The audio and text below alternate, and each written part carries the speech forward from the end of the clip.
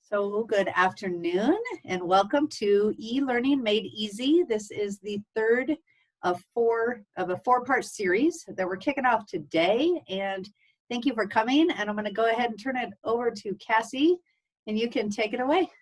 Okay, well, thanks guys. I'm so excited that you came back. I'm happy to see you again.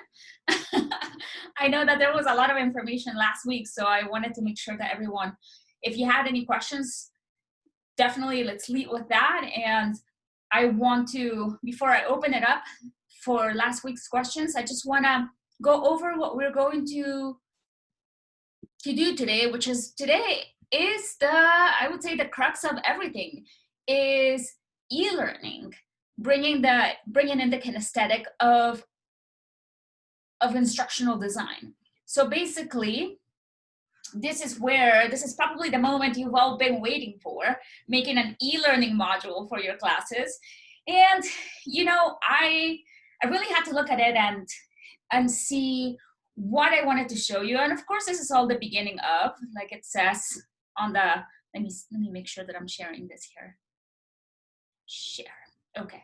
Like it says on here, you know, the beginning of learning why modules are important, the beginning of learning about module timing and completion, the beginning of learning how to make a module on Captivate to work on any screen.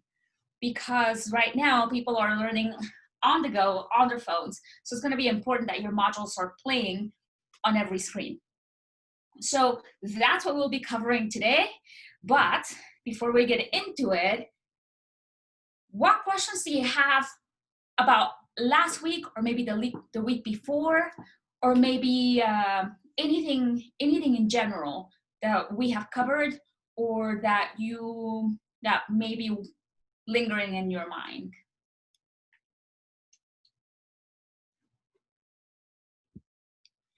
No questions. I know. I've shocked you. I understand. You know, it's interesting because I told when I was telling Amira about maybe we should teach something like e-learning, I commented to her that I wanted to make sure that I made it meaty. You know, I didn't want to just tell you, you know, this is what you do and then that's it. See ya. Or hire me, you know. No, I really wanted you to know what this was. And I understand though that this is something that I've been doing for a few years, so it comes with time. But I still wanted to give you something that you had context about, you know, something that you knew, you know, you can, if ever you think, like, was it Pam? Was it you? That you know, for the library project, if ever you think, you know, I can't do it right now, but somewhere in the back of your mind in the future, you can say, you know what does that? Captivate does, you know? And then exactly, maybe it's something for your tool belt, something for your pocket that you can pull out later that will make you look super cool and really knowledgeable. And help your learners, obviously, because that's the main point here. Bonnie is who it was. My due date is December, so I very much wanted to get this background, but I haven't met my deadline or anything, so I haven't started yet. No problem. And you can always contact me, Bonnie, with any questions, you know. It's no problem, for sure.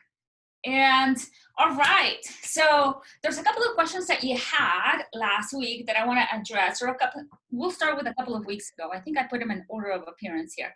So we had been talking, well, the first one that I want to address that's not here is that Glenn had asked, you know, can you, on Captivate, one of the 6 apps is upload from PowerPoint. And Glenn had asked, well, you know, can you do it from Keynote, which is the Apple version of Microsoft PowerPoint?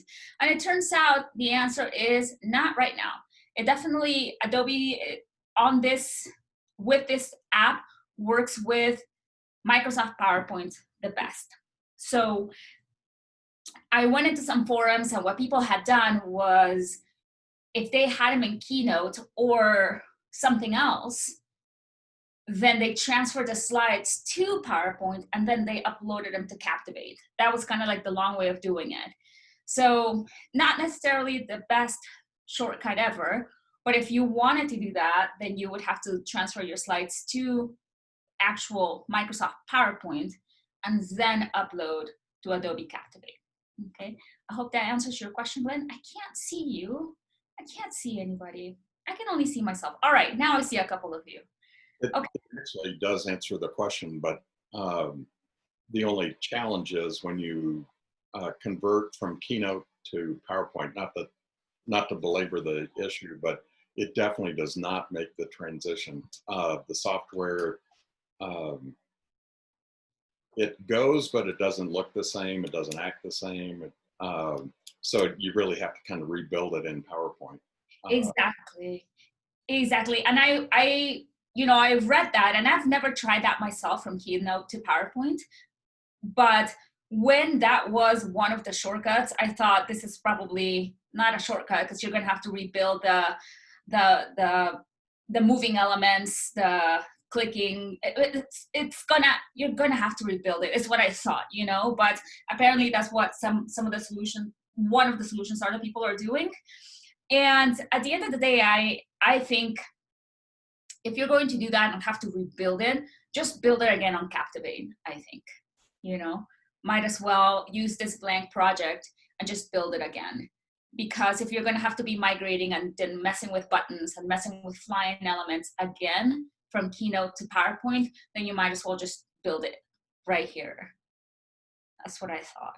But I found the answer in the forum. People have asked this, and unfortunately, there's no easy answer other than no. So that's it, Glenn. And I'm sorry, there was somebody who had 140 slides and was trying to figure it out, and I didn't have the heart to say no, but someone else did.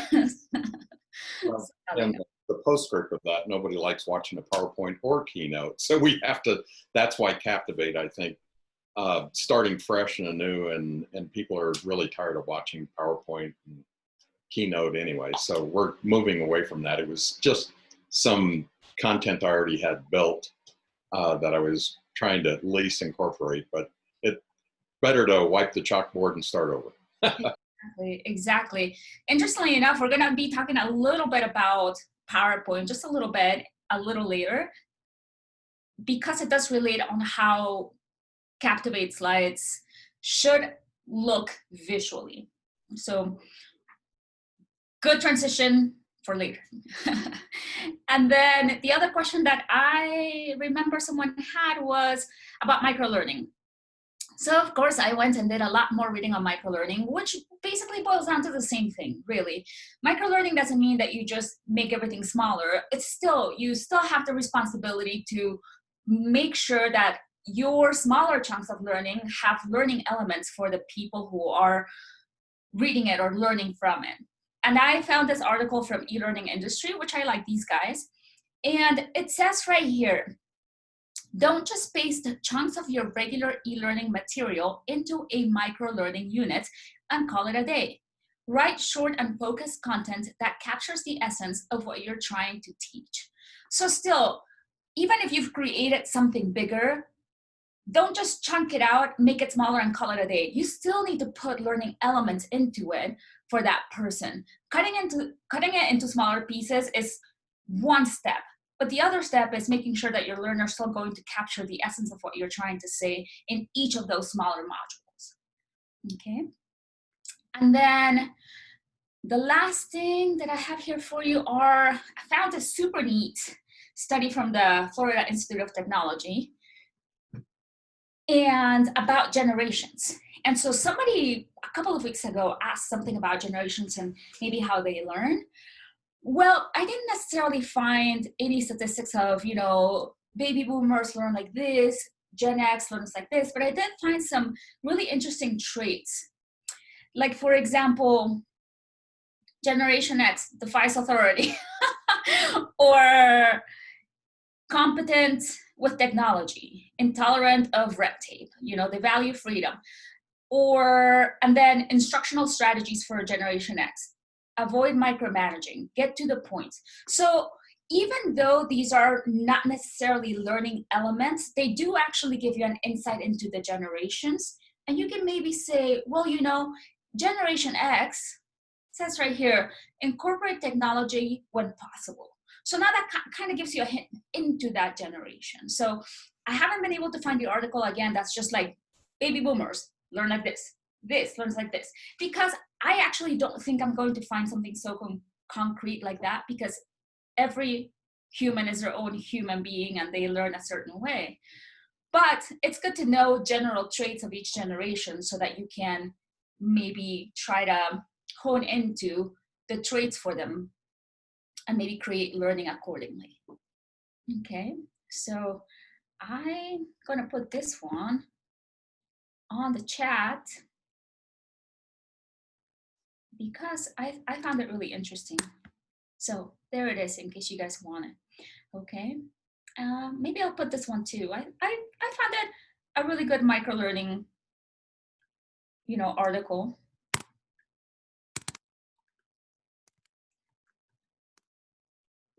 So there they are, both of them. Okay, and that's it. Yes. Thinking about when you guys were talking. I did, when I was building this e-learning program that I built, I was having people help me with like the written portion. And a lot of them like provided me what looked to be like a white paper or like a book, and I just wanted to bring up that when you're creating e-learning, it's a very different writing style. Like it's not copying and pasting paragraphs from a white paper or a book into the teaching, or at least that's how I found it to be very like if you were to write a white paper or a book in the same way that you would write e-learning, people would be like, wow, this person really doesn't understand how to weave like sentences together and like paragraphs together. And that's because it's not meant to. It's meant to like, we're going to talk about why right now, and I'm going to give you 6 reasons why. And then we're going to jump right into like what the topic is. It's very like just, what's the word? Like how do I describe this? Okay, so that was going to be my question for you right now. I believe I have an answer, but I'm going to ask you a question to see if you can give us an answer. Okay. Mm-hmm. So you're saying that writing a book or a white paper and then transferring it into e-learning is not the same type of writing. I don't know if writing is what you mean necessarily, but what makes the difference for you between a white paper and a Captivate slide? I want to say that it's like putting it all together, making it cohesive, like a book or a white paper I think should flow very easily, and like the sentence, like one sentence that comes after one sentence should make sense. But I don't think in e-learning it has to be that way. Okay. I think you can just like present one concept and then just jump onto something completely different.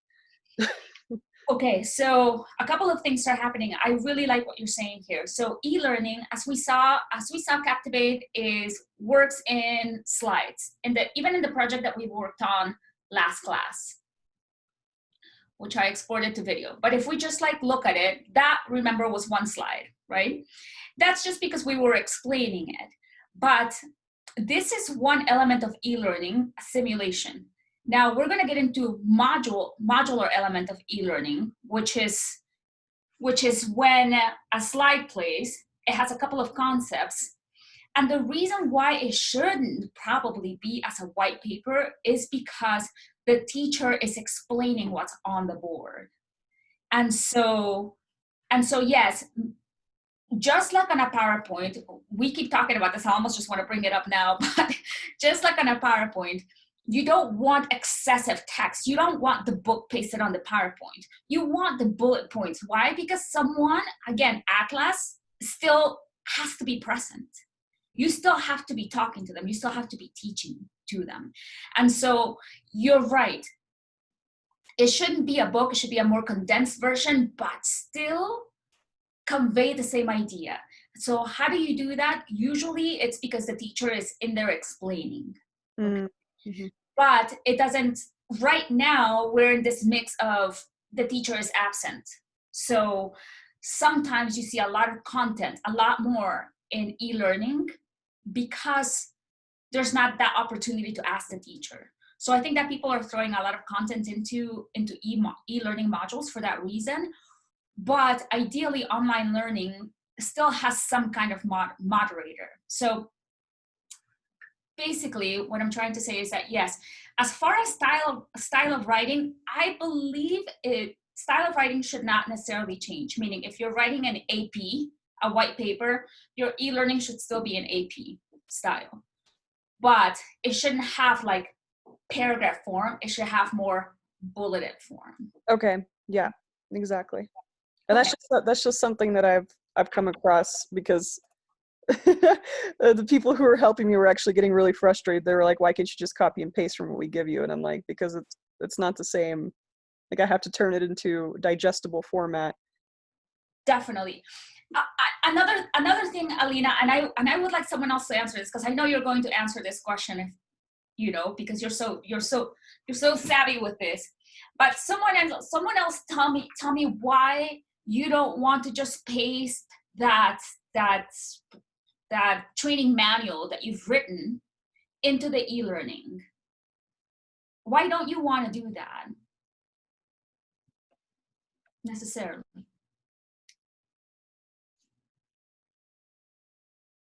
What do we think? I think it's because you don't want to duplicate what you're going to explain. You don't want to read things to them and have them, That's you know, it. hear it from you too. Exactly, Bonnie, because you have, remember that instructional design is what we're doing, not just e-learning, okay? So in instructional design, one of the first step is what? Writing the content down, right? You have your content, you've written it, you've chunked it in a way that you put a couple of learning elements to it, and the natural learning element of your training manual is which one? Who are you talking to when you're writing something down? You have visual learners, kinesthetic learners, auditory learners, writing, and readers. So when you're writing something down, you're usually capturing your readers.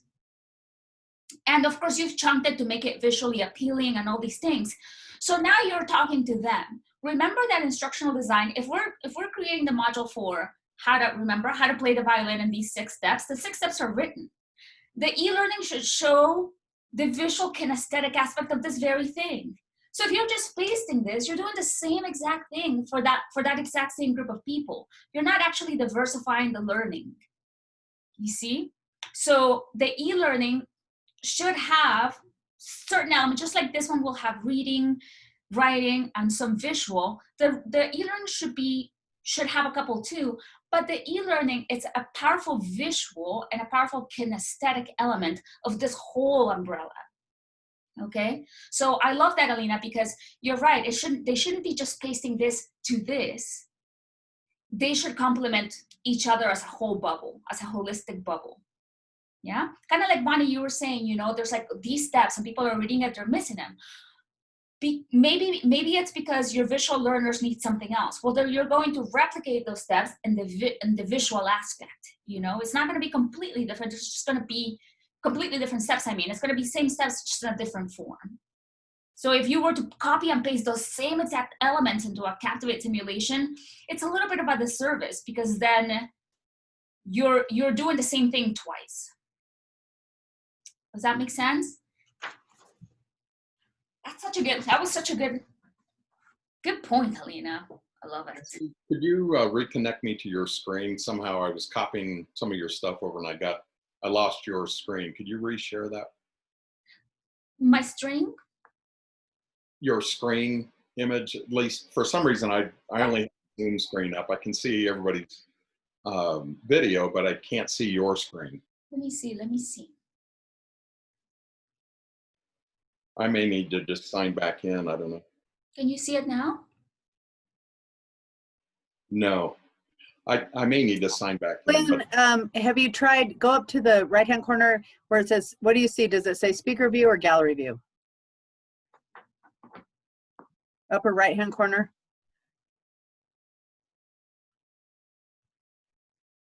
Up at the top, like if you hover up there, that it should pop up. it shows everybody's video, and I don't want to take everybody's time from. No, but right up in the upper hand corner, there's two little boxes. One says exit full screen and one says either speaker view or gallery view. Do you see that? No. No. I see immersive show sharing view, hide thumbnail video, and that's okay. It says swap shared screen with video. Is that what you're talking about, Amara? Glenn, just start clicking on stuff and see Yeah, what start happens. looking on Go ahead with the class. I'll maybe just try to sign back in. All right, I'll watch for you in the, go ahead, sign out and sign back in. Okay, go ahead, Cassie. Okay. Bye, Glenn. See you soon. Come back, though.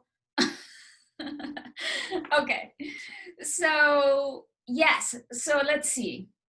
That was a really good point, Alina, because truly, you know, I love this question because instructional design is a whole thing. You know, we forget that instructional design is a whole thing and e-learning is part of it. So when we try to make e-learning have everything, then it can get a little tricky. It should have some elements for sure, but not in the way that the readers would receive it, for example. So in fact, let's see. Glenn, are you with us? Not yet. I'm still working on it. I can hear you audibly, though. I just can't see the screen. Okay. I'll leave and try to sign back in. Keep going, though. Okay. So on this, so just while we're waiting for Glenn, I recently, literally my last blog was on this very thing. Is e-learning the same as instructional design? This is on my website. Legitimately, I see the bubble as this. Instructional design is the whole thing. Then you write it, video, e-learning, virtual reality, and every way that we haven't thought of yet. But you see how it's a holistic bubble and e-learning is just one of them. Writing content usually comes first, but then it's like, it's a bunch of elements that work together. You see? Do you see it? Do you see it, Glenn? Yes, okay. Glenn is back. All right, I'll stop tooting my own horn with my blog. Okay. Okay. So then we've touched on microlearning and the generations. This we're gonna touch on here in a little bit. So we'll just go to Google. Okay. So then, any more questions on this? I really did enjoy this discussion very much, by the way. Before we jump into e-learning modules, no? Okay.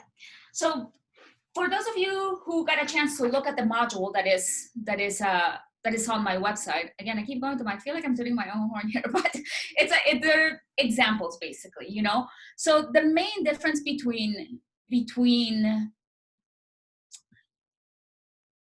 what we saw last week, which was a simulation, and a module, who can tell me what they're both visual, but what's the main difference between a simulation and a module?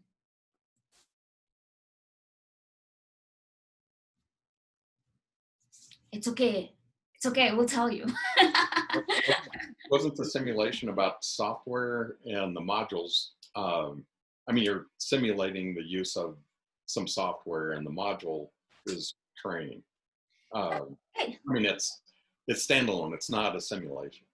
Okay, definitely. So there's definitely, as far as software, there are differences, because this one, the simulation can be exported as a video, no problem. This one is exported as what's called HTML5.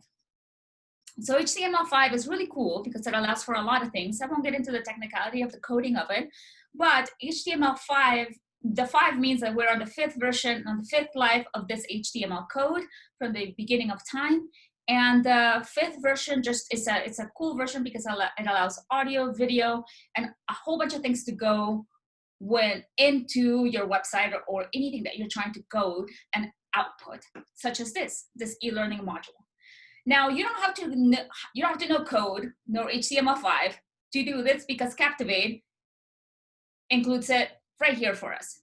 This guy, okay? These two export as HTML5, and you don't have to do anything, okay? So probably more than those, but those are the ones I export as HTML5. Okay, so that's perfect. Then we have a software difference there, and then we also have, as far as learning modality, there's a big difference. This one right here, the simulation, because it's a video export, you're able to watch it, you're able to pause it, you're able to watch it again, and even work with it if you want to. The big difference between one and the other is that modules are actually meant to be for the kinesthetic learner, meaning that you actually have to do something for the module to work. Like, for example, the training simulation, you can just push play and watch it. And then you can go back and watch it again. You can pause it if you'd like, no problem, but it will just keep going without you, okay? It's just a video you're watching. Let's watch it for reminding sakes. We'll watch like 30 seconds of it so you see what I'm talking about. I'm just gonna play it. Creating a new project in InDesign is easy. All you have to do is click on Create New, which gives you the new document screen, and we're going to select the default. Choosing the default will give you the familiar canvas of 8.5 by 11 inches. Okay, and so you remember last week we went through a little bit of how to shade these things. We kind of went through what this app, which is the one that creates the simulations. You see it has the little red corners because it does create that red screen for you to record within. But you notice how I didn't have to do anything but push play there, and it just went. It just went. Okay, so the big difference between these two is that this one, I will push play.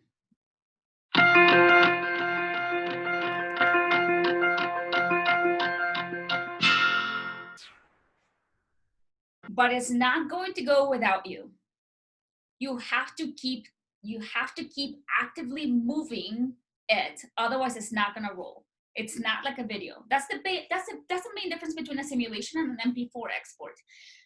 The simulation requires you as a human being to do something to it for it to go next.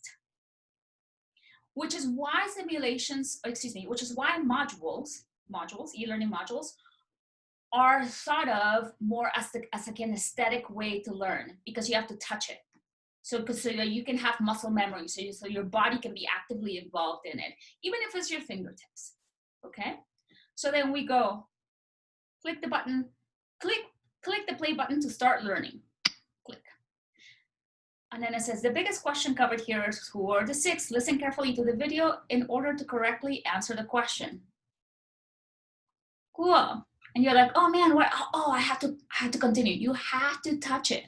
You have to do something, otherwise it's not going to move, okay? Now, a lot of e-learning professionals will put a timing on this, meaning you have 20 seconds per slide. You can do that as well, okay? If the person missed it, then they're gonna have to go back and rewatch it, but usually the point of putting these buttons, these active buttons on there, is so that the person can push play when they're ready. Because maybe they take more than 20 seconds to read, you know? So you want them to go at their own pace while not milking time, okay? So then you hit continue. I'm here at the Denver SIG. So the one thing that I want to say about an e-learning module is that you're able to insert video into it. You can in other places as well, but the cool thing about this is that you can insert video, and from Vimeo or YouTube or whatever. Hold on one second. Who are monotheistic and follow Sikhism, which is a religion which is originally formed or born in what is now Pakistan and India, in a state called the Punjab. So we are. Okay. Then this happens. You can play and keep going, but you want to answer the question. the reason why, I have a timer on this too, but we'll stay right here for a second. So the reason why this is here is because it's a form of micro-learning. Rather than playing you this video, which is actually, and in reality, this video is 7 minutes, almost 7 minutes long. Well, you can do that and give people a big quiz at the end, and hopefully they get it, and hopefully they answer all the questions. But instead, this is a form of micro-learning. You insert a knowledge, what's called a knowledge check slide, anywhere from 30 to 60 seconds to make sure that they know what they just heard. Now, a knowledge check does not provide score. It just makes it so that the learner can touch and with their body say this, no, exactly, that's the one, okay? With their body, they can actually do something, because by the time, this is just a part of my portfolio, so I made it small, but it keeps going. So by the time I have gone through the 6 minutes of the video, and maybe I've put in like 6 or 7 knowledge checks in between, by the time the quiz does come, it's not the first time they answer that question, because then they'll have muscle memory from their fingers, from reading it, from the visual aspect of it. So there's kinesthetic, reading, audio, there's visual. The reason why an e-learning module is so crucial, especially for today, is because it will combine most of the learning elements that we're aware of today. And exit. And because it is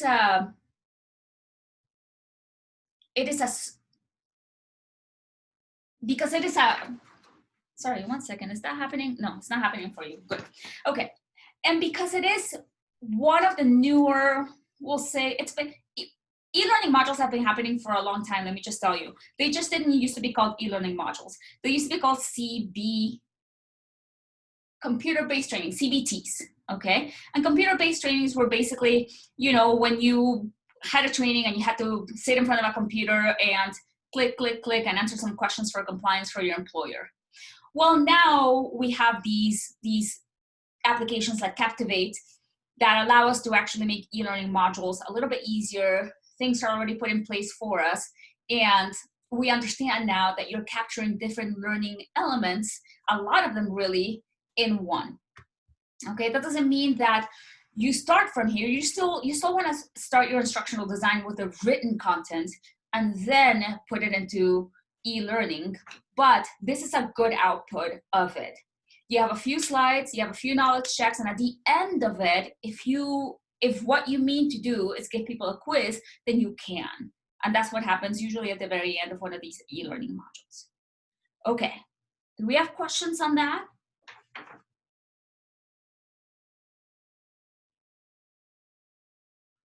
No questions on that? Okay, good. So now, we may or may not have gone a little crazy with e-learning modules in the last few years because and especially the last few months, we're trying to figure out, if you think back a few weeks ago to our first class, we're trying to figure out what the good middle is between teacher learning and online learning. And it can be difficult. It can be difficult. So we're trying to figure it out still. But let me just show you something. I had one of my blog writer actually find me some stats before COVID hit. Now, I may still use these stats to write a blog, but I just want you to know what was happening in my field before e-learning became like this bigger thing a couple of years ago. We were having a little bit of a hiccup with e-learning because, let's just take a look at this. Skilljar generated a study of learning activity and completion rates of courses of its online platform in 2017 and reported that less than 50% of courses were completed. So a couple of years ago, we were actually having a little bit of a hiccup, having people completing these e-learning courses. And when you read this stat right here, another supporting article by eLearning, learning.com, reports, reports one company purchasing a large online training library for its 200,000 employees, and a year later, less than 100 people had access to them. So we were already seeing trends that people were not completing e-learning modules. People were, it sounds cool, and it's a really good way to encompass 4 learning elements: visual, kinesthetic, reading, auditory. But as instructional professionals, as learning and development professionals, we were seeing that something was going on. People were not necessarily completing, and why was that? So, and this is at the corporate level. And then I heard recently, please don't quote me on this because it's hearsay and I have not confirmed it, but I heard recently that entrepreneur e-learning modules were completing even less, meaning that people were buying these modules of these ideas that we all have and we want to put them out to the world and monetize, hopefully, but then people were buying them and not doing them, or if they completed them, it was a very low completion rate, and they were actually not telling anybody else to buy it. So as a whole, e-learning is a really good idea, but I do have to tell you that you have to be really intentional on how you're going to use it. Because if people are not completing, either in corporate America or in the entrepreneurial world, then something's going on, you know, and I believe that the completion rate is probably higher in corporate America because of the fact that people do have to finish certain modules for compliance. You know, let's say that it's an HR module that the whole company has to watch. Well, you have to complete it because HR said, you know, and not only the HR say, but it gets you a certain certification, and maybe it's part of your development, you know. So there's a consequence or an incentive that happens in corporate America that doesn't maybe happen in the entrepreneurial world. Okay, so I just want you to know that even though it says that we're in 2020, these studies we were already having the situation in 2017.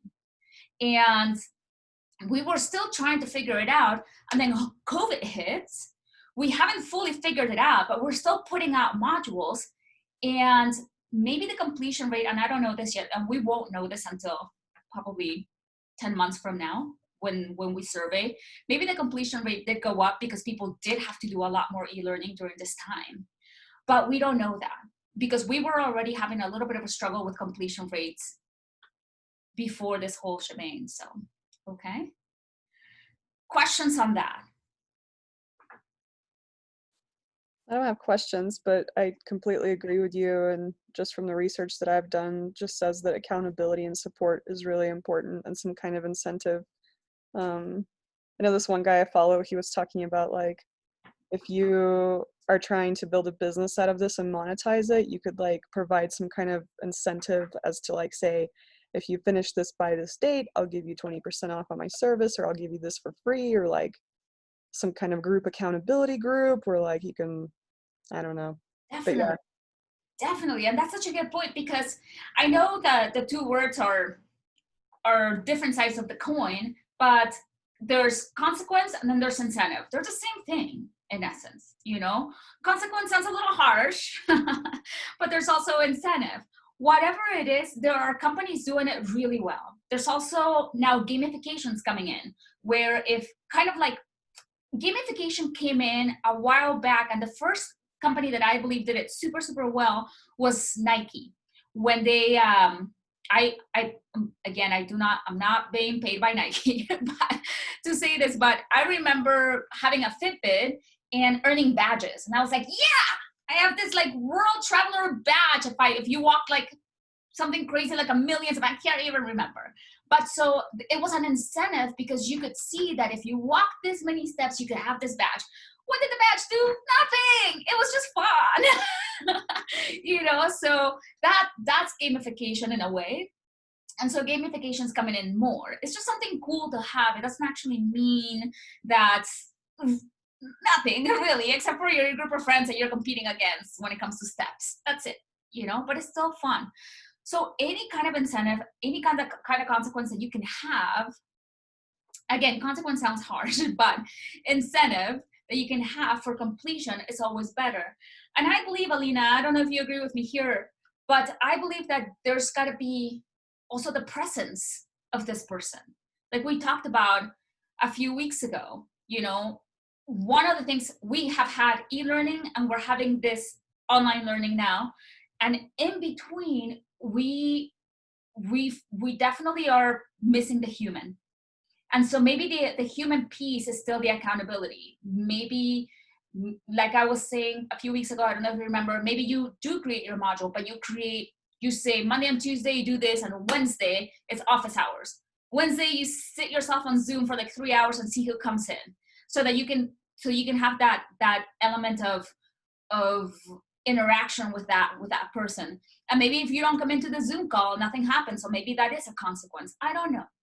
But there's gotta be, we haven't fully figured it out. And the only thing, but we are trying, which is awesome. Okay, first of all. But then now we are moving directly into the big push of online learning. And I just feel that maybe we were not fully on even ground before we went there. Okay, so it's just going to be a matter of sometimes putting the cart before the horse, or maybe just like finding even ground for a little while before we really figure out the completion of this. Okay, one of the reasons why I'm looking into virtual reality so much is because I think that the kinesthetic element of that is going to be a bigger part, because you're moving your whole body, you know. But again, this is something that I'm presently obsessing with, but I haven't fully integrated for my teaching. Okay, questions on that? No? Okay, so as far as module timing, this is probably one of the biggest questions I get. Well, how long should my modules be? Honestly, it really does depend, like I said before, on your audience and your topic, you know? Like, for example, the one that I showed you here, this simulation, I think ends up being less than 60 seconds. That's enough. You know, this one, for the purpose of my portfolio, it was maybe 2 minutes. But the bigger one is 6-7 minutes, but it's cut up with knowledge checks. So it really does depend on what you want to capture. Now, I do have someone recently who asked me, or actually she stated to me that she was going to make her trainings an hour long each. And I asked her, how are you planning on cutting it up? And she said, well, you know, it's me talking and giving a class. And I said, what are you incorporating into this? And she said, no, I really believe in the topic, and I believe that people are going to be attentive to this. 100% agree with you. If your audience is in it and that is what they want to hear, they're going to pay attention for an hour. They will. But you also want to think about attention spans, okay? Maybe they'll blank out sometimes. So before that happens, make sure that you put parameters in between. Make sure that maybe you are making it interactive, if it's or if it's just you on a Zoom call for an hour and it's a recording, try and do something like we talked about before. Bring someone else in. Maybe put up some slides, like Alina said, some slides would have been good, you know? Do something to cut it up, because even today, for myself, when I watch a movie, one of the first things I do now, maybe this is just like, maybe I'm a child of my generation, but one of the first things I do is when I turn on the movie, I immediately look at the bar and how long it's going to be. So I do. And you know, if the movie is like 2 hours and 40 minutes, I'm like, all right, I'm just going to watch 40 minutes tonight. I can't even make it through the whole thing. But that's what I think. But then I found myself watching a movie the other night. It was like, I remember looking at it going, 2 hours and 15 minutes. I don't have enough popcorn.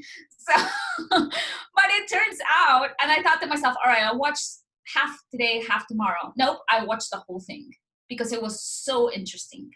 So it really does depend. Your timing will depend on your audience. Who's watching? What are you talking about? No matter what, do cut it up, okay? And remember that the reason, according to your teacher, the reason that learning elements were created was for learning engagement, okay? So different watching a Hollywood movie that has like all these things to entertain you than one person just talking, okay? So rather than keeping it monotone or maybe just like with one person, change it up. Change up your timing, whether it's a module or a video or whatever visual output you have for this, PowerPoint, whatever it is that you have for your class. Okay. Hey, Yes. I would also add that you can make, because you're talking about this chunk down learning and micro learning, you can also make it to where it's okay if they stop. Like maybe you have different lessons that break up the lesson and so, or the module, so that they can finish lesson number 1, and if that's 15 minutes too long for them, then they can stop and like do the rest tomorrow or another time. I love that. I really do, because let's say that this module that I have here was the 7 minutes, you know, but the second one was another 15, and they can see it. Maybe they don't want to start the 15-minute one today, you know? So it's important actually to have your timing present so that people gauge, you know, what's going on in their lives. Can they do it? Can they not? You know, can they leave it for later? So, okay, that's really good. Okay, then, according to me, before you make your e-learning module, you should have 3 things. First, be clear about the content you want to deliver in writing. Make sure you do still remember the elements of instructional design, okay? Make sure that you do have this part, the written content. You don't want to be going, if you start here with e-learning, that's fine, kind of. But you want to make sure that you have what is it that you're going to be talking about, okay? So have your written content ready. Then, after your written content, exactly what Alina was talking about earlier. Your written I mean, guys, let me just show you this. My written content for this looks like this. The e-learning for it is not going, I'm not just gonna copy and paste this. It's just not, that's not gonna work for that kinesthetic visual learner, okay? This part works for the visual learner, sure. So no, I personally wouldn't just copy and paste it, just have it chunked down and ready, at least in your mind, or drawn out so that you can put it into your e-learning. And so here's where we're gonna talk about PowerPoint, okay? So 1, written content, 2, chunked down for e-learning, okay? Okay, so there's this, I mean, I love watching things that blow my mind and are so simple. So there's this TEDx talk called How to Avoid Death by PowerPoint by David J.P. Phillips. It is such a good one. I mean, I'm gonna put it in the chat right now, because when you get a chance, by all means, please watch it, because it's probably one of the best TEDx talks I've watched of all times. Not only because the guy is funny, but because it actually teaches you something really important about who we are as learners, okay? So this gentleman basically gives you the breakdown of when you look at the slide that's mainly white and then a little black at the top, you notice how it's highly likely that this person did what Alina was saying. They copied and pasted part of their white paper onto a slide. Where what ideally happens on PowerPoint and e-learning is mainly the black slide with the visual on it. Why? Because usually somebody's talking and explaining. And so if you expect, let me see if I can make it bigger for you. Can you guys still see that? Me? Okay. usually when you make it, when you chunk it down for your learner, they're able to get right away supercar exterior, aerodynamic, innovations, air intake, new material, rather than having to try to read the whole thing while the person is talking and you're trying to frantically write things down. There's too much going on when you have so much on a module or a slide. Okay, so that's why this guy, it's a funny title, Death by a PowerPoint, but it's like a lot of us have experience, a lot of us who are actually not readers as far as like the learning modality, a lot of us have experienced like the holy cow, that's like a chunk of text and I can't grasp it. And then suddenly it's like, I find myself trying to write down the more important things and I can't get it. And then suddenly the slide is gone. And that's it. And you missed out on it as the learner. And you kind of wish that the slide to my right, the black one with the car, would have happened, because then it gives me the more powerful points that the speaker's trying to make. And I understand, it breaks it down and chunks it down for my brain. Okay, you have questions on this part?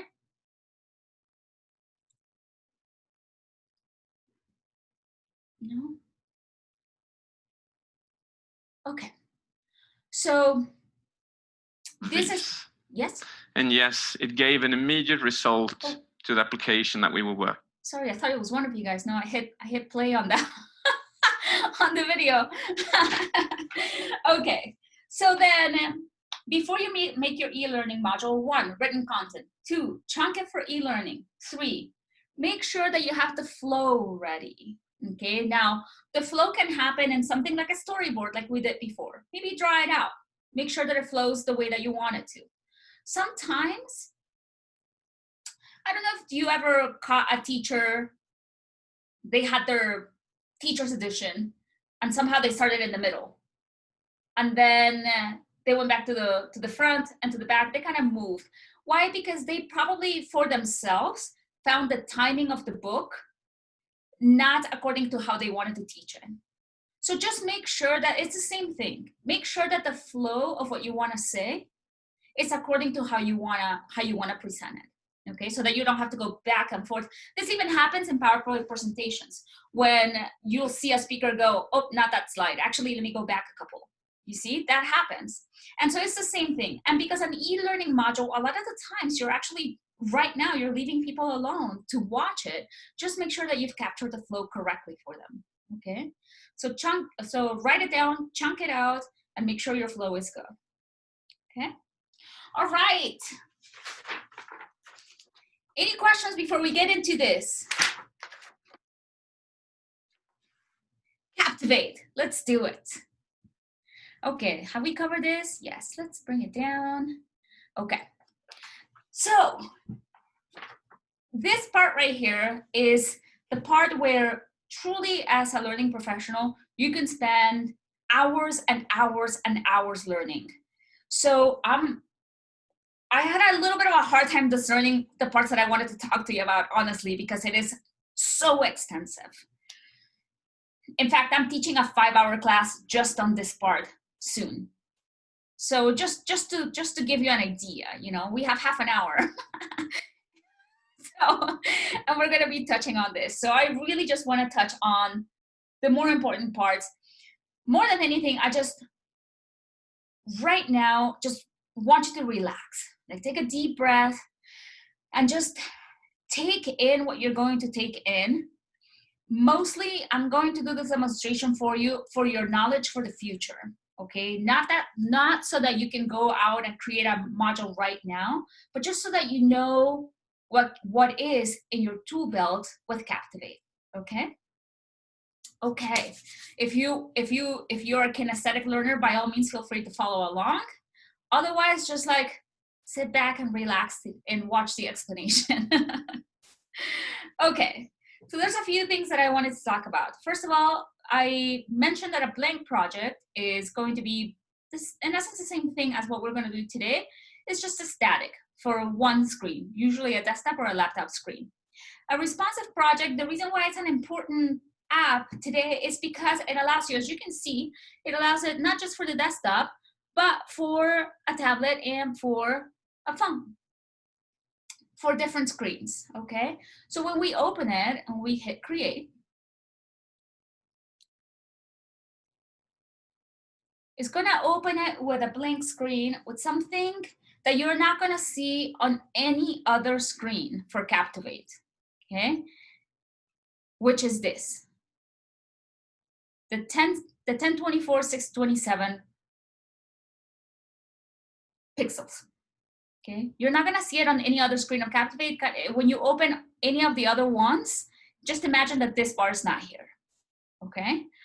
So if you drop down, you'll see desktop, iPhone, iPhone Plus, iPhone X, iPad, Google Pixel, Galaxy S8, okay? Let's click on Galaxy S8 just for fun. Boom, it makes your screen that size, okay? In essence, it allows you to create the module for this specific screen, okay? So, or an iPad, or desktop, okay? You can create it for all three as well. You just create it on the bigger one that you want. Let's say that you want to create it for the iPad, so that when you move, as you're creating, you'll also be checking how the iPhone X looks. Okay, so here's the thing. Let's say that you don't have an iPad, that you actually have a Samsung S10, like I do. And I think, oh, I have this is a Samsung S8, a Galaxy S8. It's not the S10, and I can't change it because there are no choices. Well, if I happen to know the aspect ratio, I can change it, but I don't. But let's say that I do, and I can just move this slider and go, actually the S10 is just a little bit wider, and then create it there. And notice that this changes to custom immediately, because you're no longer operating under the premises or the parameters that they've given you, okay? So you can't change this. Just be sure to save it as a custom one if you do decide to do that. Now, when I created this very module that I showed you, this one, when I created this one for my phone, which I did have to do, I didn't care if it was, where am I? Here, okay. I didn't care if it was S8 or S10, because S8 would just give me the slightly smaller version of what I have. It would have been a problem if this said S10 and I had an S8, because then I can't shrink. I would have had to find the dimensions of the S8 and type them in. But I didn't care. S8 is fine. It's just going to show slightly smaller for my S10. Okay, does that make sense? I didn't have to find it because smaller is fine.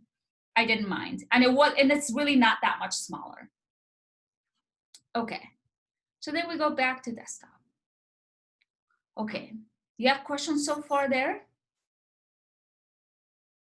Okay, so then let me show you really quickly this project, this one right here, but for class today, understanding Sikhism. Okay, so this is what it looks like when I'm done making it. Do you notice how it says Galaxy S8? And notice the size of it. Also notice that over here, these 5 slides, the main 5 slides, still look like regular slides. They don't change here. They just change here, okay? Now, the only tricky part about this, guys, is that there are this right here, it's called a fluid box. The reason why responsive projects, meaning the projects that change screens, are able to be responsive is because of these fluid boxes. Fluid boxes are what move. So if I move it out a little bit, notice how it starts to move. Starts to move. And that was fine by me. Let's say that I wanted to see it in iPad form. That would have been fine. It would have looked fine. Now, then I went to Galaxy S8. It also looked fine. But then you have to be really careful, because let's say that I wanted it smaller. You see how things start to disappear? Learning is not there if I make it any smaller. So the fluid boxes are cool because they allow you to do this very thing, but you also have to be careful that you're not missing anything, okay? So there's a whole explanation as to why this works and how you can make it work. If for some reason you say, well, should we just delete the word learning? You can, totally. You can go into this right here and just delete it. Or you can just continue to resize and find what you want. But I really recommend using any of the dimensions that they already give you because they're already preset for you, for your devices, okay? Now, let's see. This is the one I created for the desktop. As I created it, I just kind of kept looking for every slide, making sure that when I looked at it on an iPad, it was still gonna look okay. So you see how it's missing some elements now. From the desktop, that's what it's the actual view of the slide is. The iPad loses that, but I'm still getting the instructions, so I was okay with that. When I went to the S8, okay, I totally missed the picture completely there, but the instructions were there. So you basically, what you're looking for is an even middle of what you want it to look like, okay? I did not mind not having the main picture here because the question was still there. So I was okay with that, okay? So it's something that you have to gauge, and as you're creating, just make sure that you're continuously changing these to make sure that suddenly you don't have something missing when you go to phone. Does this make sense so far? Okay. Okay, so let's see.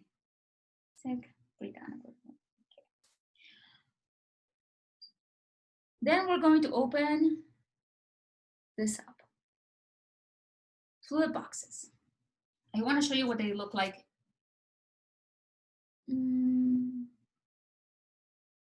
Responsive for class today. This is the one I wanted to show you. Okay.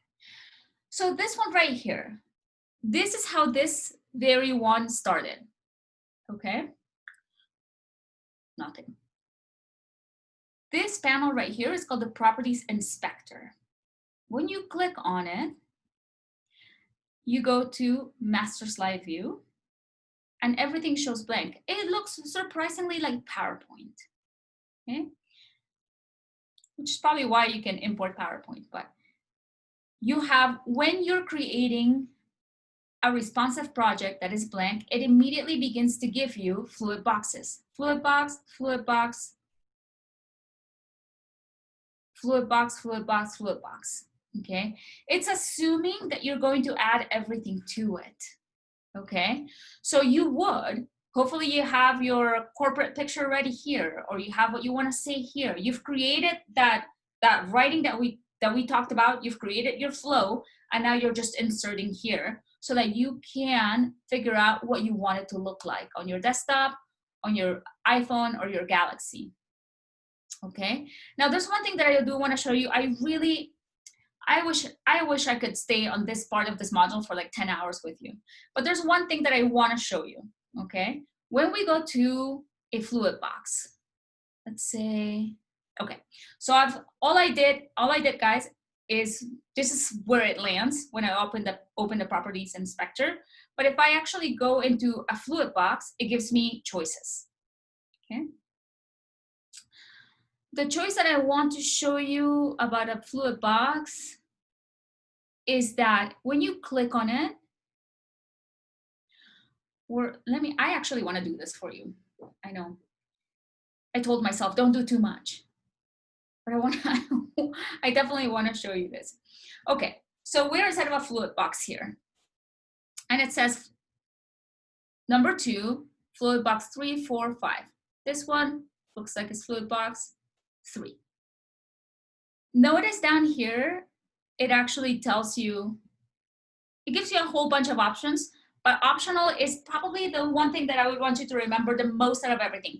I don't really want you to remember much of this, just what it looks like so that you get an idea of what it does. But do remember this. There's this button that is optional. And if you click it, let's see if I can give you an example. Okay, so I'm gonna drop my LinkedIn profile picture here. See if it allows me to do it. It immediately, whatever size picture you draw, it immediately puts it inside of these fluid boxes, okay? You can actually make these fluid boxes bigger or smaller. We won't get into that, but there it is, LinkedIn profile picture. And let's say that you're like, all right, this is gonna be my desktop. Let's see what it looks like on the iPad. Okay, that's fine, Musa here. Okay, and then you can maybe work with your content here, or you can move it to your S8 to see what it looks like. Okay, well, that's fine. Here's what I want you to remember. If this did not look fine, you have the option in this fluid box to make this very one, do you see how it's highlighted blue? To make it optional. If you click on it, what is gonna happen is that if you make it optional, then if this picture didn't size, it would actually make it disappear.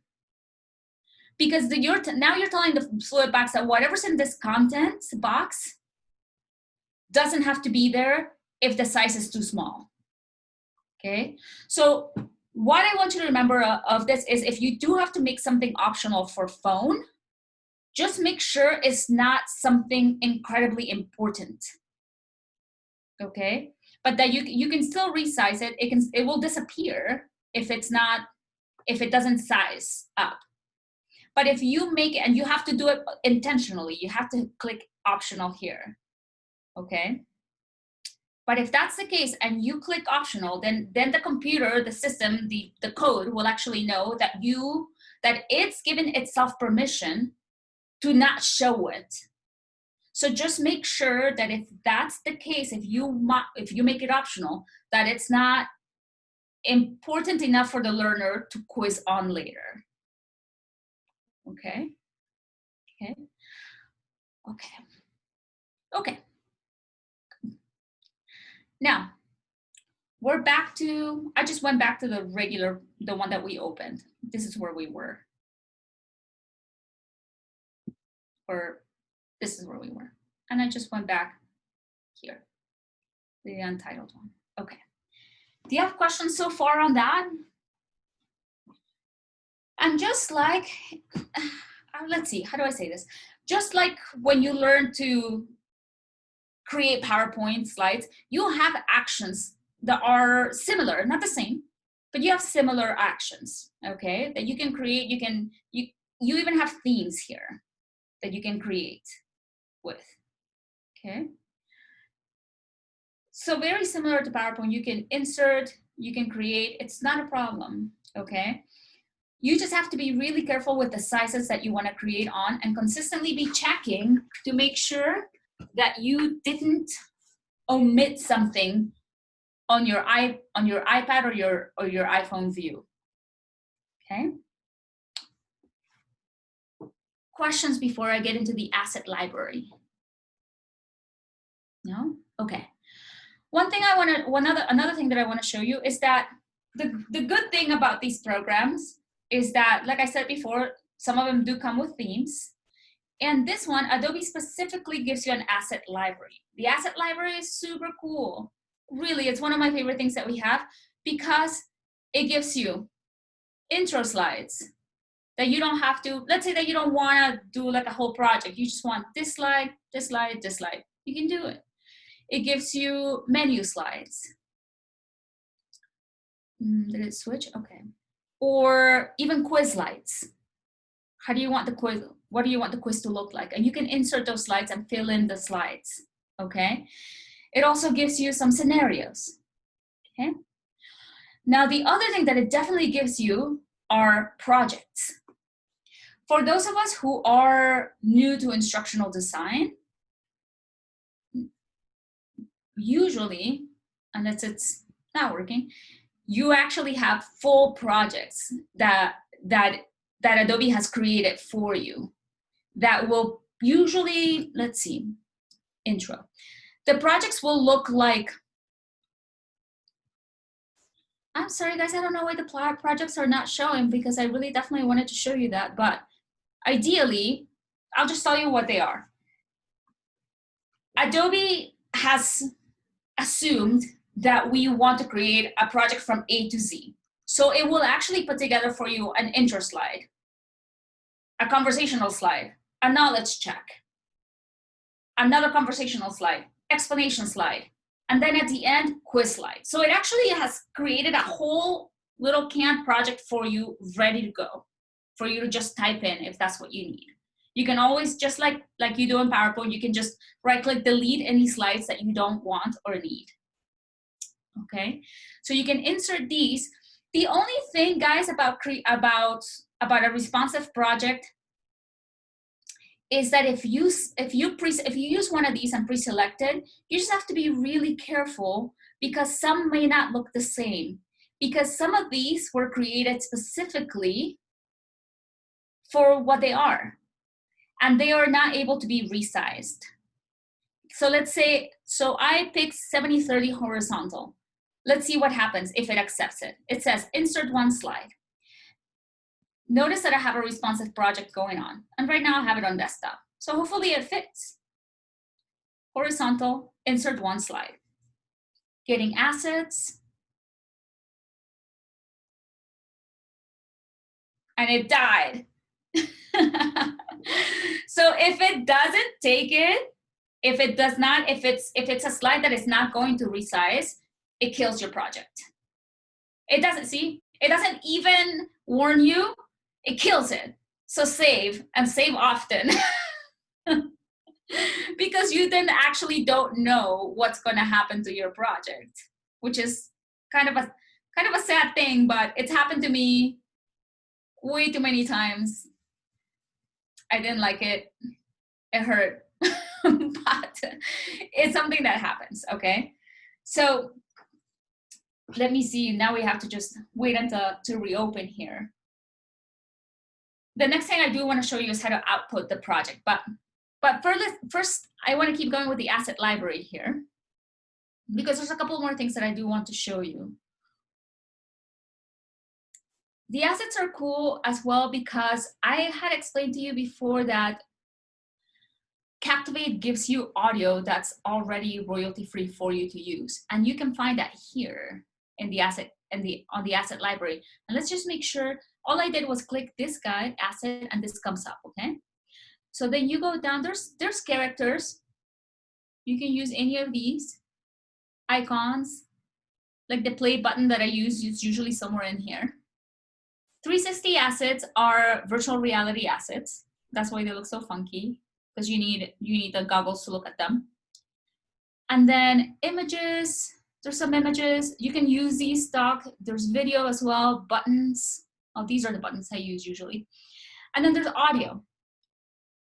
There's usually a beginning and an end, and you can mix and match. Like, let's see.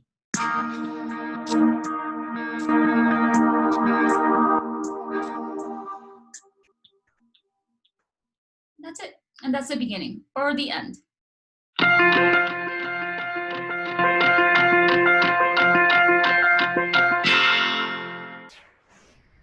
And you can use any of these. You can insert them into your project. And it's exactly this very one that I just showed you is the one that I used for this. I don't know if you remember. We'll play.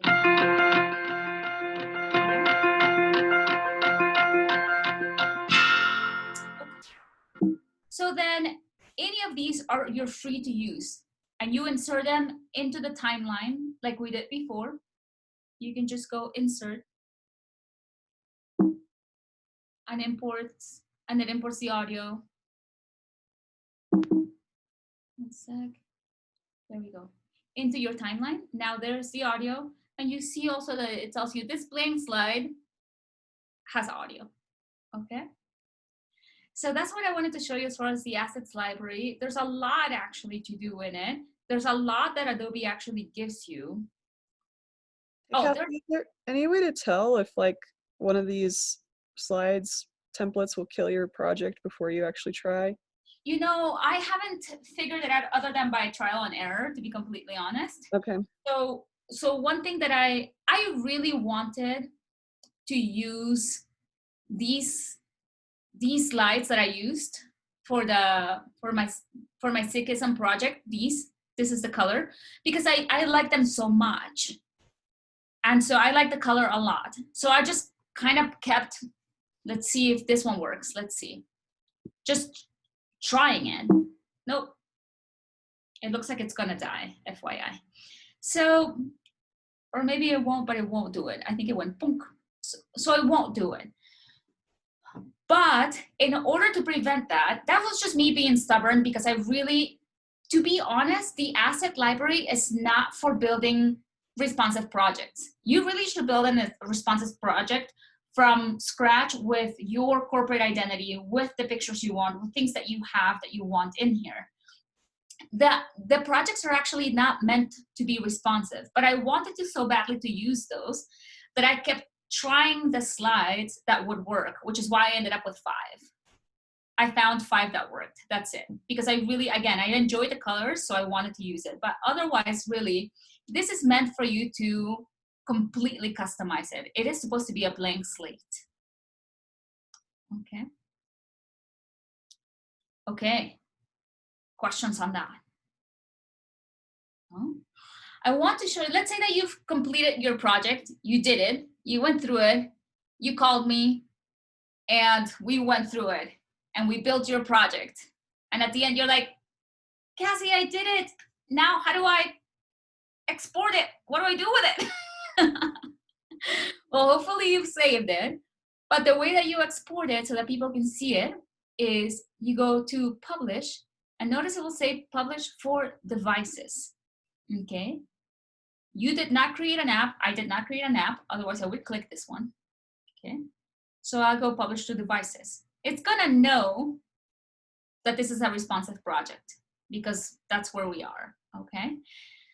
Adobe Connect is it's kind of like the Zoom version of Adobe. And Captivate Prime is its learning management system, or LMS, and we'll be learning about LMSs next week. Okay, but for now, you just publish to devices. You click that, and this comes up. Yay! Notice that the only option it gives you is to publish as HTML5. Okay, now there are times in which you'll be publishing not responsive projects, and it will give you the option to export them as an MP4. Just know that if you're doing an e-learning project and you export it as an MP4, it defeats the purpose. Your people will not be able to click onto anything. You'll just basically create a movie. Okay, so HTML5 is the output that allows people to click play, to click start, to click continue, to take a quiz. Okay, that's the output that you want. So then it tells you want to usually zip the files, because you're actually going to see why. You zip the files, and it tells you 5 slides, 1 with audio, yes, because it's the video. Audio settings, custom, because I put in a audio in it. Display score, no, because I don't have a quiz in this one. Okay, I really want to get to this. Disabled. E-learning output disabled, okay? The reason why it's disabled is because I am not publishing it for anyone to take a quiz. So I've changed it from enabled to disabled. So it says right here at the top, enable reporting for this project, don't need to. You don't need to if people are just going to be, if this is a knowledge check situation, if you want people to just have an idea or have learned something, but without them taking a quiz, you do not need to publish scores. Because the LMS, which is the house of this project, is going to want to know if people are taking quizzes or not, okay? This one did not need it because I just wanted people to watch it, click play, get familiar, answer the questions without the possibility of a score, so I disabled it, okay? If you want people to take quizzes and to count, you enable that, okay? And then I click publish, and when I click, and then it goes, and it does its thing. At the end, I can't publish it again actually, but so I'll show you what happens. At the very end, it's not like you have this like really cute thing that is like, yay, you did it. No, here's what happens. This is what it looks like. Your whole project looks like this. It tells you, all right, you're saved. There's a folder which has project text, HTML, DR, assets, AR, colleagues, VR, goodbye HTML. And you're like, but which one is my project? Because it will give you all of these elements, guys. Unlike video, which exports one thing, HTML exports 7 things. Okay. That is actually what goes to your client for them to upload it into their learning management system for their people to see it. Or alternatively, for me, this one goes to my webmaster, because then they put it in my website so that it can look like this. Okay, but you actually have to surrender the whole thing. And it's actually this one right here that says index HTML, that is your actual project. But your actual project will not play if you do not surrender all of these elements to that person who's supposed to make it play for you. Okay. Hey, Cassie? Yeah, please. I don't know if it works the same way with Captivate, but if I do this from Articulate, I've noticed that I can actually make this play without an internet connection, unless like you have embedded a video in there that connects to the internet, you know, like, but if you like import the video into the actual module, then it'll play without the internet, which is kind of cool if you like want to show one of your modules without having access. Definitely. I actually I've never attempted that, but if it does, that's awesome. You should try it, because it's See really cool, especially like if you're in a setting where the internet could be spotty and like you're sitting there and you're like wanting to show somebody what you did and it's like loading, you know, embarrassing them. Embarrassing. Yes. Oh my gosh. Yes, this is a good tip. Thank you, Lee. I'm actually going to try that, really. Because, you know, it's like, how many times have I been shaken by the computer just in these classes? Like 3, I think. So, okay. So that's what I wanted to show you guys. This creating an e-learning module, even though it's 5 slides, you know, for me, it didn't take me very long. I think this one took me maybe 3 hours, okay? But it's more than, let's just buy Adobe Captivate and start creating things. You really have to put your elements of instructional design in it. Create your written learning. Make sure you've chunked it out for your visual learners and create the flow. After you have that, then you can begin creating the slides in a program and an authoring tool like Captivate or Articulate.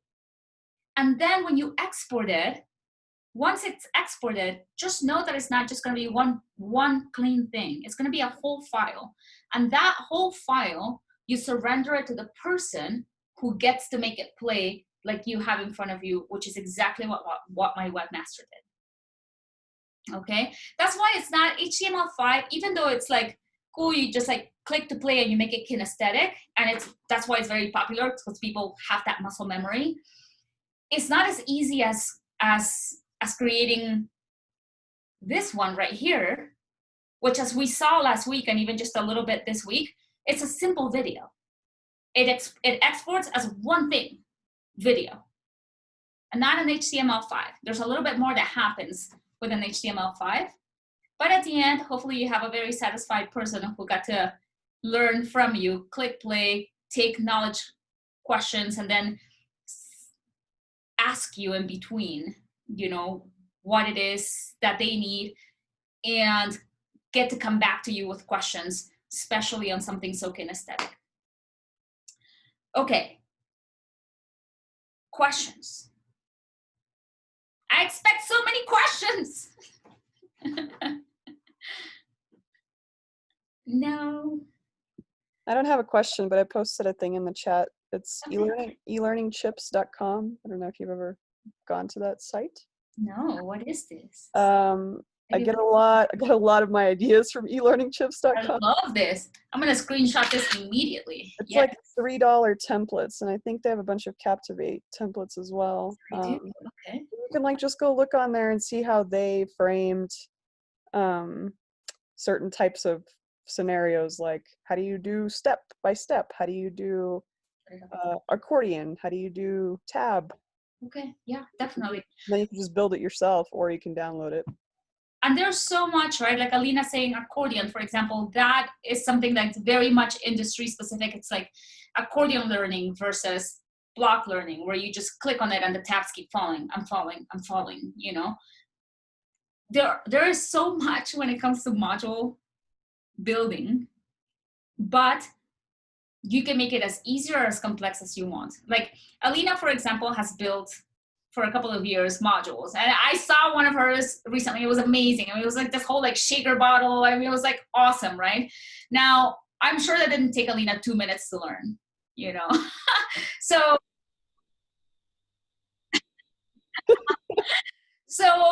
but it doesn't have to be. You see, it can be as easy as push play to learn, play a video for 90 seconds, put a knowledge check under, continue the next 7 minutes. You know, it really depends on how much time you want to put into it and how much complexity you want into it. I believe that the more you put into it, it can be a slippery slope, but it can be so good as well. The more you put into it, first of all, you're spending a ton of time, and maybe they don't like it and they're not completing it. But the more you put into it, as far as like the kinesthetic aspect of it, people are probably going to be very much engaged. Okay. So it really does depend. Okay, it's the first time in the last 3 weeks that I feel like I finished on time. Now, I do want to take your questions. If you have any, I'm happy to, because you know we have this half an hour of questions for you guys. Anything up? Yeah. No. I was gonna ask, in your experience, is it better to just create everything, and if you're going to do a responsive project, should you just create it all in desktop view, and then as one of the last things you do, that's when you make it responsive, or do you create one slide, make responsive, another? That's such a good question, because I have done both, and I feel I found one better than the other, honestly. So if I don't know what's happening. Access, see? Adobe is like self-promoting here. I don't know what I clicked, but okay. Let's see. If I go File, New Project, this basically gives you the menu of 6 that we usually see. If I go Blank Project, select, we'll just do it regular size. And what it's gonna do is gonna open up here in a second, just a regular project. Notice that I don't have this right here. It's not giving me the option. This is just a regular desktop, same exact thing, but desktop or laptop really, okay? So Alina asked, is it better to build everything this size and then, you know, as you go per slide, shrink them to see what it looks like? I honestly think that's the best way. Yes, because you can see this view, and then you can, after you're done and you're satisfied with it, you may be like, yeah, that looks good. And then you like make it smaller. You're like, oh, that looks terrible. So then you get to go back to the drawing board slide per slide, which is nice. Okay. You can also build them all on desktop, and then at the end kind of test them out and adjust from there. Okay. Now, the one thing that I don't recommend doing ever, which I painfully, this is why, see, we live and learn. I once built a project all in here and then realized that the client wanted it responsive. And it's like, you see how there's no responsive? It was so painful to put everything back into this format, because then some of the things just simply didn't work. Some of the buttons, some of the aspect ratios, some of the even the timing of certain things just no longer worked. So basically I ended up doing the project twice. So know whether you want to do responsive, meaning that you can shift it around, or not, okay? But even like, but Alina's question was, is it better to start in desktop and then shrink it? Yeah, I would do that for sure. You know, slide by slide is usually how I determine, okay, this one looks good, this one looks good, this one looks good. And do you like go through every single drop down, or do you do like just 3 main? Like, do you do just like iPhone 10, iPad, and like Galaxy, or do you do all of them? No, I just go, for me, I usually go desktop, iPad, Galaxy. Okay. Yeah, but I mean, I'm sure that if a client came up to me and he or she said, you know, if they said, just iPhone X is all I want, I would just do it iPhone X, I guess. You know, Okay. I would. I'd be afraid because what happens if later they're like, oh, actually, I want it for my iPad? I'd be like, oh, God.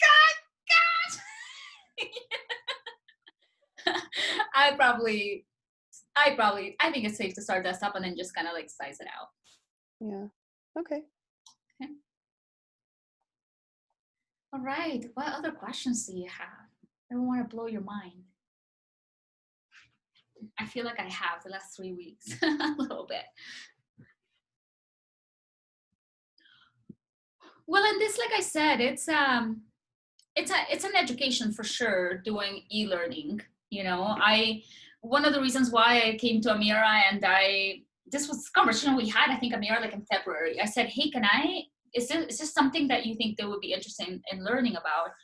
Because one of the things that was happening as an instructional designer is that I saw people jumping into e-learning immediately without actually knowing that the e-learning is an aspect of building a course. It's not just building it in e-learning. And at least not to me, not how I was taught, you know, maybe that's coming, but that's not how I've learned it. For me, it's always been write the script, make the movie, write the script, make the movie, you know? And so I wanted to, and it was one of the biggest questions I was getting, honestly, like, you know, where do I start with e-learning?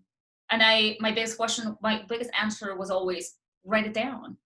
It's instructional design, nevertheless. The whole umbrella is a bigger thing that you're trying to do for your learner, okay?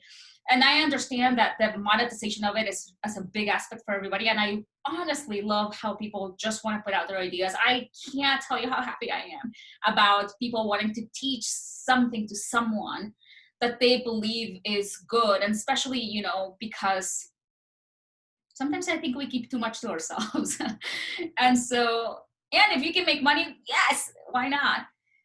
But just don't forget the learner.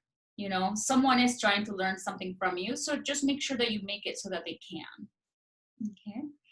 So next week, we're actually going to talk about, well, where do you house these things? You know, because, yeah, you can make a module all day long, but where do you put it? You know? And so there's LMSs, which are learning management systems. There's also CMSs, content management systems. And there are also the combination of an LMS and an authoring tool, which is out there today. So I've actually asked my webmaster, Paige Weiss, to come in and talk about how they do this part right here. Because I don't have an LMS. I have a website. And so, but one day when I do decide to put out classes, I'm still going to go through my website because I have it. I already have a house. And so my webmaster will be able to build actually a page with different courses. Now there are different outlets out there that we're going to talk about next week as far as like what's out there today. And I'm going to talk about that, but she's going to talk about this aspect. Okay? Because all these modules need a house. And so we're going to be talking about the houses. Okay? All right. How are you feeling, guys? Feeling okay? Yay. Okay, good. And at any point that you have any questions, by all means, you know, please send me an email. And Amira has asked me to put something together for you guys for if you think, you know, 2 months from now, I can't do it, I need Cassie's help. I'll definitely figure something out as an offer for you guys specifically, you know, for the Jeffco BRC. Okay, I usually have worked with corporations, but like I told Amira, I just want to do this out of passion and out of giving back to the BRC for sure. So, okay. All right, Amira, my lights went out. There's nothing I can do about it. Okay. So that's it for this one, guys. But I know Amira has usually some closing remarks. So I'm just gonna keep lingering until she appears again or ask me some questions. Cassie, can you show the triggers panel? Is there a triggers panel? Triggers panel? Is that it? I don't know. No, I don't know what that is. how do you make something happen? Like if you were going to say, when I drag this circle into that circle, this happens. Oh, in Captivate? Yeah. Ooh, Alina's getting into. Okay. So basically, Alina, let's say that I will create two objects. Oh, a second. Create this one, and then no, I'm gonna create this one. Okay. And then you have your drag and drop, okay, and your click box and your learning interaction. So I can basically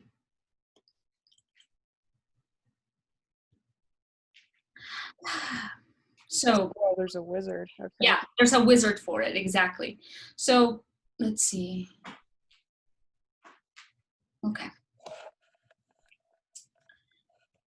Let me see what I can create here. Well, actually, I think I'm gonna leave this here before I don't actually want to get into anything more because I don't want to confuse people. Okay, fair enough. I didn't know. Sorry, I didn't know if it was going to be too much or not. So. No, totally. It's totally cool. But I do want you to know that there's a wizard for it, and there is the menu for click, the drag and drop for it, and it immediately gives you a submit button, which is awesome. You can delete it in the properties inspector. Cool. Okay. And now it's just like, Alina, you broke it. It's okay. Like, I'm sorry. Fine. That's fine. Well, that's all I have for Captivate since it's broken, guys. I'm just gonna quit it. Does anybody want to like talk about how to like if somebody has ideas on how to structure something or how to make it kinesthetic? I don't know. Could help if you want to brainstorm. Yeah. Bonnie, you said that you were working for the library, right? Yes, yeah. Which library do you work for? Jefferson County. Oh, yeah. I'm actually usually at Stanley Lake. Stanley Lake, okay. Belmar used to be my library. It's all been redone now and remodeled. Is it open yet? Not yet, but it's all finished. We're just waiting for the grand opening for when we're open. So we can have a grand opening. Okay. Well, do we know when that's going to happen? It's going to be within a couple of weeks. They haven't set the date yet, but we've gotten a variance from the state so that we will be able to open up under the conditions that the state has provided for libraries. Okay, cool. Yeah. And so when Belmar was when they took it, when they closed it up, I was so sad because I lived at Belmar, so I would just walk there, and my closest library was Kipling. Oh, yeah. And I would go, and I have to say, I felt like I was cheating on Belmar because I really did like it a lot. So I'm excited to see the new Belmar library so that I can like go back there. Yeah, I haven't seen it yet, but I'm excited. It's going to be a very different place. Cool.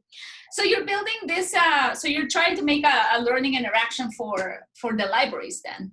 Yes, and I think I have to use the software that they published, and I think it's Niche Academy. Niche Academy? I don't know too much about it yet. I haven't really looked at it. Niche Academy. Have you looked at, Alina, do you know much about it?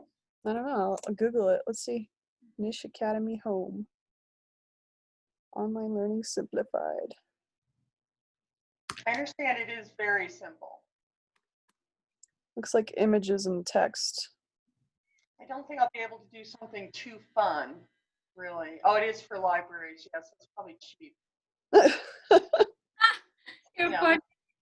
But it looks like, I wonder if they'll allow you to do HTML though, because it looks like that it may not be SCORM certified.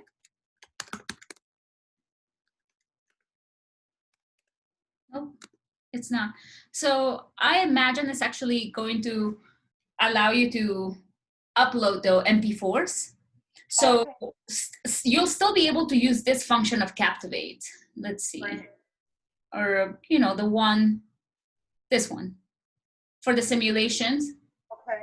And definitely video because it exports as an MP4, but this I used Premiere Pro. But for Captivate, for the simulations, you should still be able to import it because it looks like it's videos and text, like Alina said. Although this looks like a module, right, Alina? The homepage image kind of looks like a module. It definitely looks like an LMS environment, but I don't. Well, Can we ask what you're teaching, Bonnie? Yes, this was not my idea, unfortunately, but I'm teaching how to do a book talk, which is something that librarians do, teachers do, but you promote a book and it's how to engage the listener and kind of leave a cliffhanger so the person wants to read the book. So it's not supposed to be very long. Okay. Maybe 5 minutes at the most. Okay. I mean, definitely something I think that you can do on Captivate and Yeah. at least create elements of it. How do you currently teach this process? We don't. Oh, I think that's why they wanted to do it. There's a lot of things that are just taught kind of randomly from a supervisor or whatever, and they wanted to have a standard for this and for other things that we do. Okay, cool. How about you, Glenn? You want to share with us your project a little bit? You don't have to. It actually is pretty timely right now. It's about, I was a police officer for 30 years, and it's law enforcement training on really how to treat others the way you want to be treated.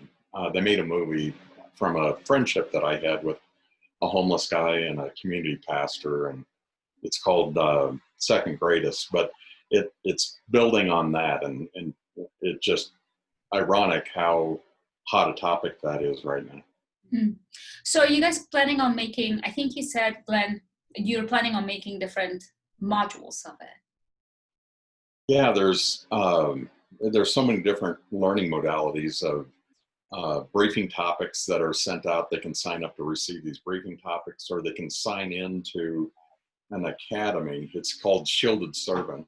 It's a nonprofit organization, and so they'll be able to sign in. In fact, that was going to be one of my questions, whether the learning completion rate goes up, if you've done any research into that, whether the completion rate goes up, because this is truly nonprofit. I'm not taking a dime back out of the organization, and we've been compiling lesson plans for about 7 years, but whether the completion rate for e-learning goes up if there's a tuition base or I mean, they always say you hand somebody a book and you never read it, but if you have to buy the book, that's a delicate balance, and trying to share insight without making it for the buck, but having a completion rate go up too, like as if they're paying for the book. Anyway, that's kind of a question for you, I guess. Yeah, no, that's a really good point, because I think that separate from the statistics, I would say that when I went to school and I had to pay for my books, I went to the class, and then, or I paid for the class. I paid for my associates out of pocket completely. And it was one of the things that I was going to go to class because I was paying for it, So again, I not only did I have an incentive, which was to complete and get an associate's degree, but I had consequence. I mean, it would be a waste of money for sure for me. There was no scholarship, anything. It was just like, I worked for it and I paid for it. And so I think that separate from the statistic, what the statistic may be, there's power in the responsibility and the accountability of having acquired something that you purchased and then completing it. But at the same time, we are unfortunately not seeing that completion rate. Even when people pay, I just have to tell you, I had a friend buy a $2,000 class a year and a half ago, and she has not started it. Yeah. $2,000 class. I'm with you, Cassie. I'm in a couple of multiple $1,000 classes, and there's multiple people in there that are like, I still haven't started. It's been like a year. Yeah. Doesn't matter.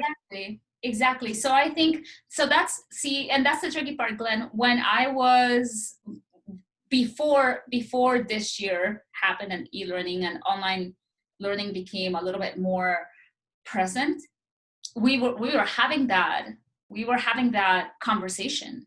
You know, people are not completing, people are not taking, people are not basically, you know, and the people who did have success was because they had some kind of an incentive or consequence.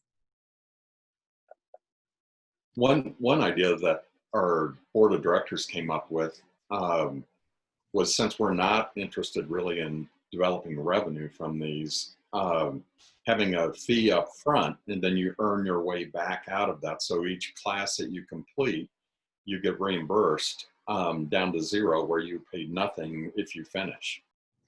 That's a really good point. That's funny that you mentioned it. There's a company I follow, and I love their classes.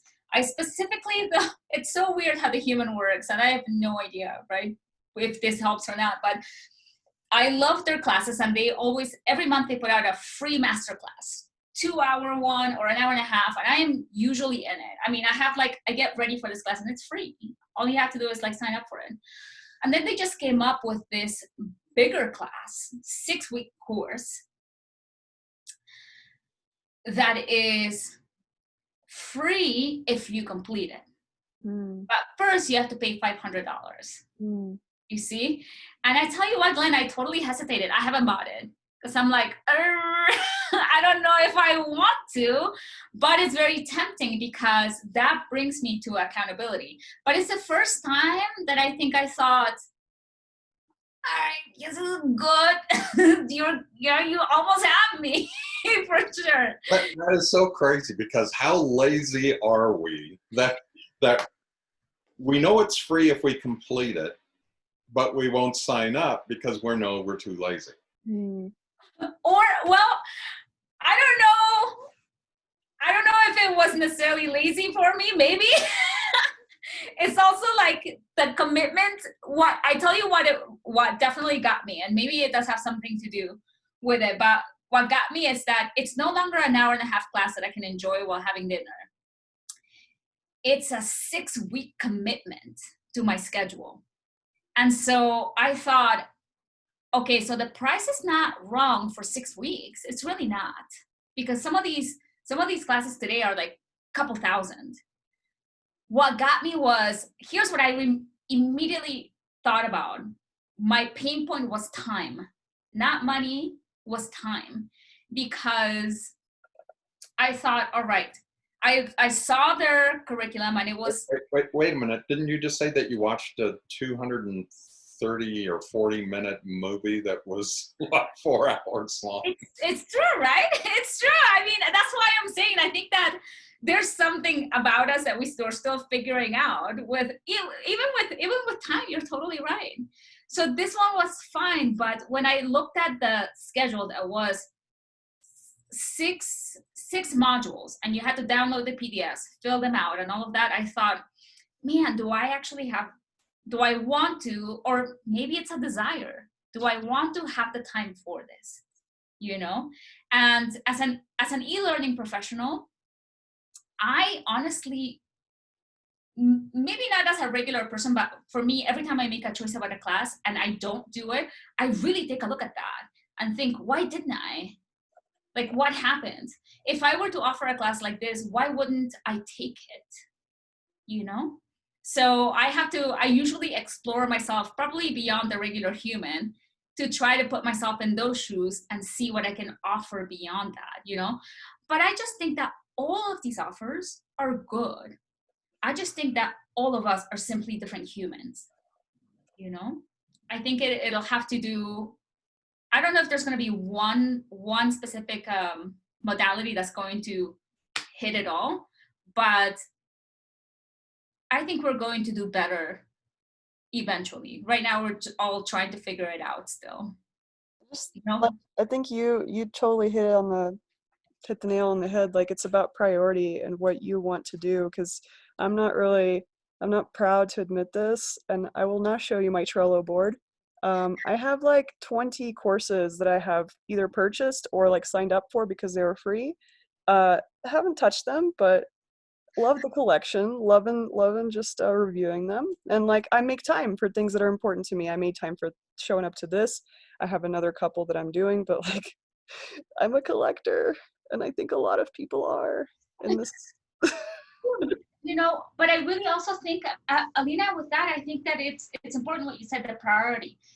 I think that if, Glenn, you make a product for your audience, you're not going to have any of these problems, because your audience is looking for it, so they're making it the priority. Okay. Vanya, you're muted. It's way easier to teach firefighters than it is police officers. Oh, is it really? That's awesome. I was just, where do you get these free courses that you love? So this specific company, I think we're still recording, so that's the only reason why I'm not saying Gotcha. just because I keep throwing down these companies, and I'm like, I promise I'm not getting paid by them. But yeah, I mean, and I'll tell you as soon as when Amira stops the recording here, but this specific company is a personal development company that I really honestly like the people that they bring in, because it's not just, for example, it's more of the mind, which I always, even though I graduated from the humanities, I really always was like a science and math person. And so it really, the science aspect of it always gets a hold of me. I really enjoy it. So yeah. Again, we make priorities, right? So yeah, I think that's what it is, which is why marketing has a lot to do with what we do, because if you're talking to the audience and you're talking to your right audience, whether it is that they have to be there because it's a class that their employer told them to take or because they chose it, it's a specific niche that you're in that will actually have people watch this to completion. Well, Amira, are you in town? Okay. All right. Well. All right. I actually texted her as well. I don't know exactly what happened, but I'm sure she'll show up here soon. Well, I have to get going, you guys. I'll see you next week. Okay. Okay, and I'll remind you about the company next week when we aren't recording. Perfect. Definitely. Bye-bye. Thanks, Bye. Bye. Amira? Oh, Oh, no. All right. I think Glenn left too. All right. Well, Alina, I think that if we both leave, it'll stop. probably. So thank you so much, though, for your. Hi. Yeah. Oh, hi.